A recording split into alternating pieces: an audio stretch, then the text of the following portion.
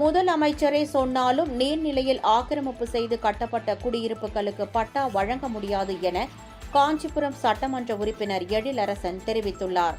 காஞ்சிபுரம் மாநகராட்சியில் முக்கிய பிரதான ஏரியாக விளங்கும் 100 ஏக்கர் நிலப்பரப்பு கொண்ட திருக்காலிமேடு பகுதியில் உள்ள அலகாபாத் ஏரியில் உள்ள செடி கொடி மரங்களை அப்புறப்படுத்தி தூர்வாரி ஏரியை சீரமைக்கும் பணியை காஞ்சிபுரம் சட்டமன்ற உறுப்பினர் எழிலரசன் மாநகராட்சி மேயர் மகாலட்சுமி மற்றும் மாநகராட்சி அதிகாரிகளுடன் இணைந்து நேரில் பார்வையிட்டு ஆய்வு மேற்கொண்டார்.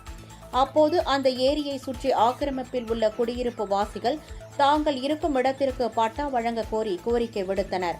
அவர்களுக்கு பதிலளித்த சட்டமன்ற உறுப்பினர் எழிலரசன், நீர்நிலை பகுதிகளில் ஆக்கிரமிப்பு செய்து குடியிருக்கும் குடியிருப்பு வாசிகளுக்கு முதலமைச்சரை நினைத்தாலும் பட்டா வழங்க முடியாது என்றார்.